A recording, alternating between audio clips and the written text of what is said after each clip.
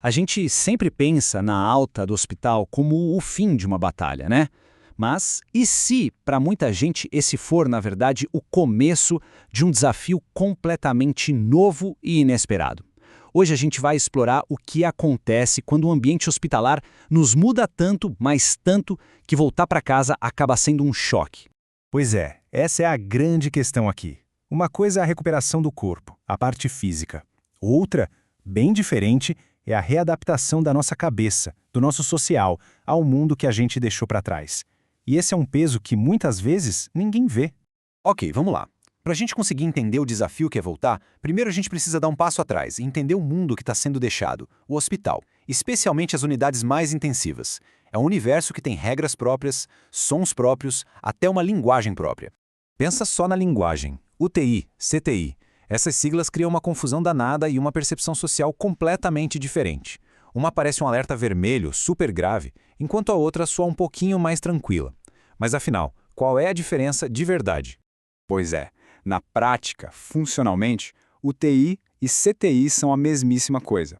As duas se referem à terapia intensiva.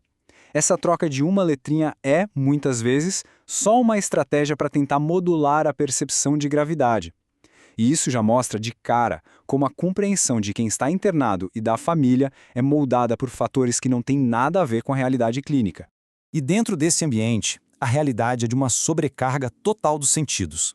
Imagina só, o barulho constante das máquinas, apitos que não param, luzes que nunca se apagam, tirando completamente a noção de dia e de noite. A rotina, aquilo que organiza a nossa vida, simplesmente some. E essa perda da rotina é só o começo. A partir daí, o ambiente do hospital começa um processo sutil, mas muito poderoso, de despersonalização. Vamos ver como isso vai se construindo. Olha, uma frase tão simples como essa aqui, ela resume a questão toda de um jeito perfeito. A perda da autonomia começa nas coisas mais fundamentais, como escolher a própria comida. É um rompimento brutal com a vida que a gente conhecia.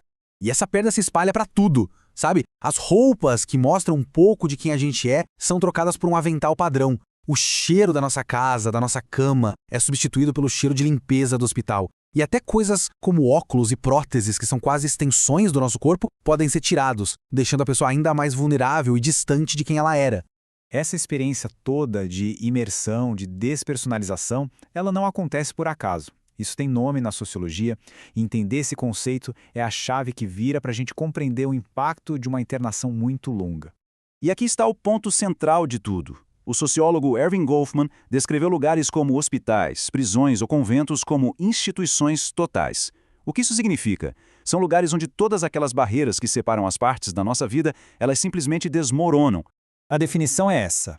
Um ambiente fechado, administrado por uma autoridade, onde a vida é vivida em grupo com outras pessoas na mesma situação, cortando os laços com o mundo lá fora.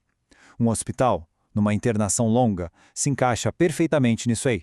E é justamente essa vivência prolongada dentro de uma instituição total que leva a um fenômeno bem específico, que é o conceito central da nossa análise de hoje. Depois de passar semanas ou até meses se adaptando a um novo jeito de viver, a uma nova cultura, o que será que acontece quando essa pessoa finalmente recebe alta e tem que voltar para o mundo que a gente chama de normal? E a consequência é essa que a gente vê aqui. O próprio texto do Goffman aponta para um fenômeno que ele chamou de desculturamento. É, em essência, uma espécie de choque cultural ao contrário. Então, o que é esse tal de desculturamento? É exatamente isso, uma dificuldade temporária de se reintegrar. Sabe aquelas habilidades e defesas que a gente usa todo dia para navegar no mundo? Elas meio que atrofiam por falta de uso, enquanto a gente se adapta à cultura do hospital. Dá para a gente pensar nesse processo em 3 etapas bem claras. Primeiro, vem a adaptação forçada àquele novo ambiente. Segundo, acontece o que a gente pode chamar de destreinamento para a vida lá fora. E por fim, vem o choque do retorno, quando tarefas que pareciam simples se tornam complicadas e o ambiente de casa parece estranho.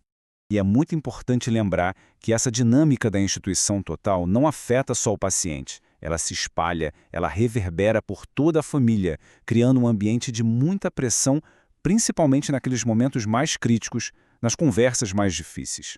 O isolamento do paciente, toda a estrutura hierárquica do hospital, criam desafios emocionais gigantescos para os familiares que muitas vezes se sentem de mãos atadas, confusos com as informações que chegam picadas dos médicos. E isso leva a um fardo emocional muito, muito pesado. As famílias acabam enfrentando aquele conflito interno de querer a pessoa por perto, mas ao mesmo tempo se questionando sobre o custo desse desejo em termos de sofrimento. É uma reflexão muito profunda sobre apego e sobre saber a hora de deixar ir.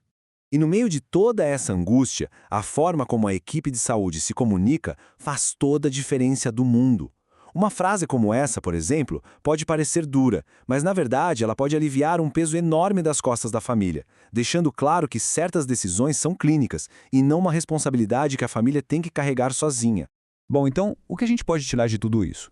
Primeiro, que curar vai muito além do corpo. A cura também é social e psicológica. Segundo, que entender o que é o desculturamento nos ajuda a ter mais empatia.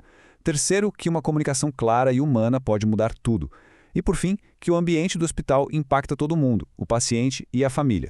E isso tudo nos deixa com uma pergunta final para refletir. Se a gente entende que o ambiente hospitalar pode destreinar alguém para a vida, como a gente pode repensar esses espaços e esses processos?